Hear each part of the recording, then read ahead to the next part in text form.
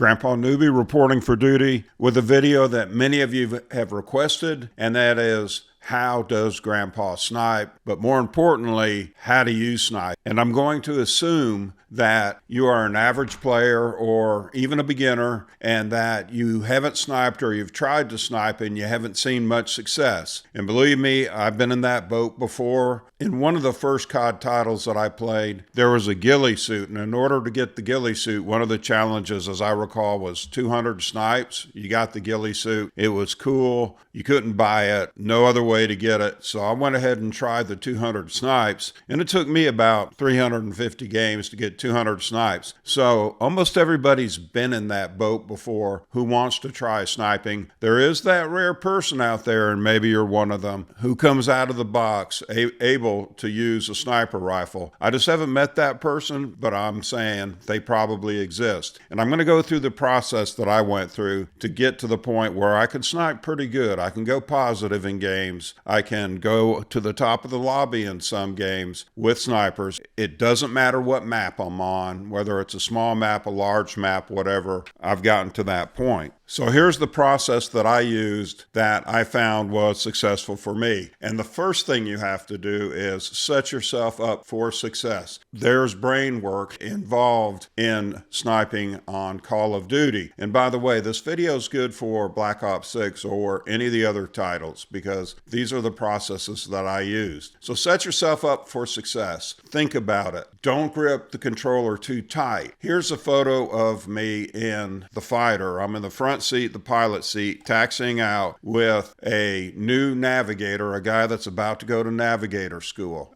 We gave him a ride in the F4, then they went off to school for about a year and came back. It's a motivational thing. And why am I mentioning the fighter? Because when you flew formation, and I taught student pilots how to fly formation in a fighter type aircraft, you don't grip the stick too tight, because when you do, your control movements are exaggerated. You get too close to the other guy, you lag behind, you get too far away from them, you're always bouncing in the sky. Don't grip the control too tight. And in fact, on the movement side, we used to say, pretend like the control stick is in a Cheerio and just move it to that degree. So, same for Call of Duty. If you grip the controller that you use too tight, then you're going to exaggerate the movements and probably miss your shot. So, what were the techniques in the fighter? Well, one thing was wiggle your toes. For some reason, that helped the pilot settle down and maybe loosen up on the stick. Keep reminding yourself that you're over-gripping, you're over-gripping, you're over-gripping. Now, some of you may put a death grip on a controller and it works for you. Okay, that's fine. Maybe you should try loosening up your grip too, and you'll be a lot more accurate. The second part of head work is you've got to tell yourself you're not going to give up. By the time we get you into a match with a sniper rifle, you may feel like you're getting destroyed. You may be getting destroyed, but you've got to say in your mind, I'm not going to give up. Go at least half of the match with the sniper rifle, or maybe if your team, you're playing solo or if you're with a group of people, sometimes on the stream you'll hear me say, I'm going to snipe now because I'm with a team. And they'll say, okay, if you're with a team, you're destroying the enemy, you're going to win that one by huge score, just pull out your sniper. KD doesn't matter here. If you're worried about KD, then don't snipe. Don't learn how to snipe, because you're going to get gacked. Everybody gets gacked. Even the best snipers in the world in Call of Duty got gacked when they first started out. So pull out a sniper, have it ready, and practice with your sniping. But we'll get to gameplay in a second. The first thing I start with is the dot. And what does that mean? Well, in the crosshairs, there is a dot in the middle. And what I do is go over to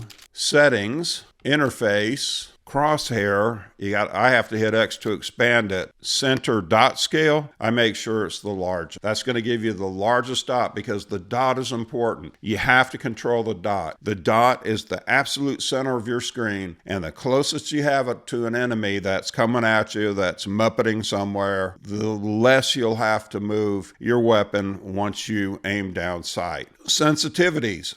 I usually keep mine at 1.0 0.65. That's for normal gameplay. For sniping, I have to change the horizontal sensitivity. I put it all the way up at 2.8, which is about 14 on the old scale. And the reason I do that is enemies are going to be running so fast that you're not going to be able to keep up with them. You're not going to be able to slew the weapon. You're not going to be able to put the dot on them, whether they're closer or whether they're even at distance. If you have the normal sensitivity, it just doesn't work. You're going to have to be able to move your weapon quicker in order to get the shot. And that's why it's important not to be over gripping the controller, because if you have a death grip on it, you're going to go beyond your target every time and have to try to come back to them. And you may have to try to come back to them 4 or 5 times. So 2.8 is the sensitivity that I use for sniping. Configurations. In my opinion, the configuration of your sniper is not ultra important. I used to watch sniper YouTubes and watch the guys just absolutely quick scoping, destroying the enemies. Well, a lot of those guys are professionals. You have your Sprat, your Pomage, your Dashy, your FaZe Clan, you know, Kitty, Grumpy, whoever. They're professionals. I'm not. So I always wondered what the configuration was that they were using, thinking that the configuration had to do with their success. And for them, it does. For me, it didn't, because first I needed to learn how to snipe, and then I worried about configurations. But here are the configurations I use in Black Ops 6 for every one of the snipers.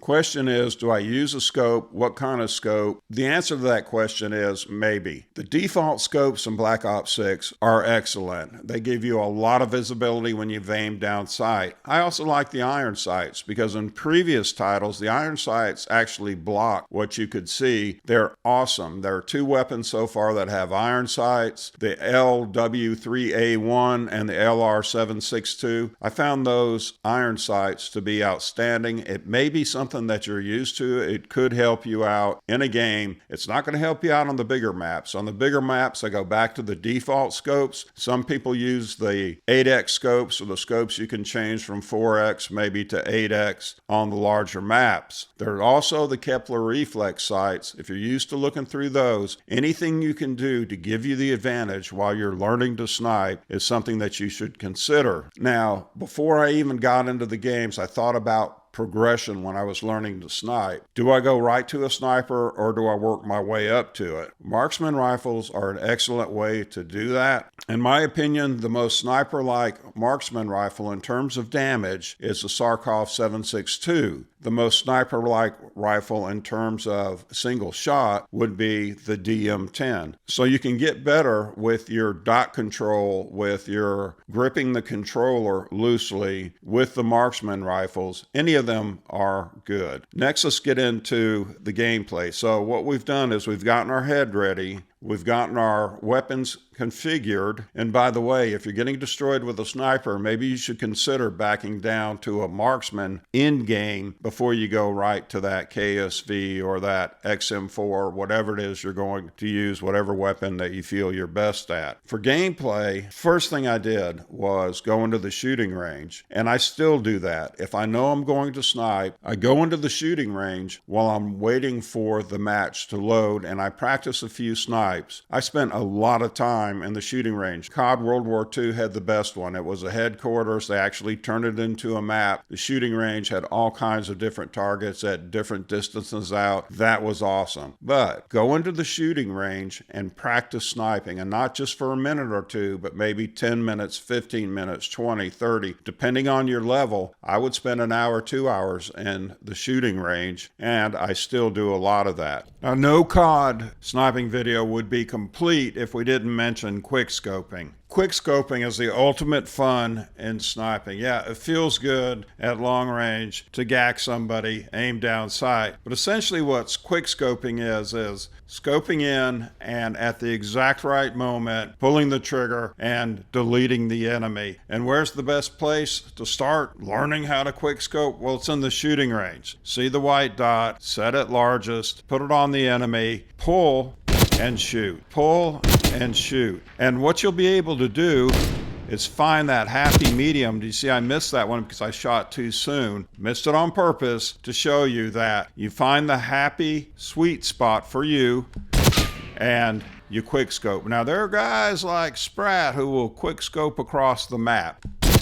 Okay, there's a quick scope at 25 meters. I've quick scoped as far out as probably 50 meters to 75 meters. Put the dot on the enemy to practice, pull and shoot. Nothing magical about it. It's just a feel that you get. I can't do it for you. You got to get in the shooting range. Put the dot on the enemy, pull, and shoot. Practice it over and over and over again. And when you get into the game, it's going to feel automatic to you. Now, the secret is, or maybe it's not a secret, nobody talks about it, you can use the quick scope with other weapons. So starting with the marksman rifle, trying to quick scope with that, getting the sweet spot there is probably a good place. And that's why I recommend the Sarkov, because the Sarkov is a one-shot kill. If you line up on the head, the Sarkov is a one-shot kill to the head.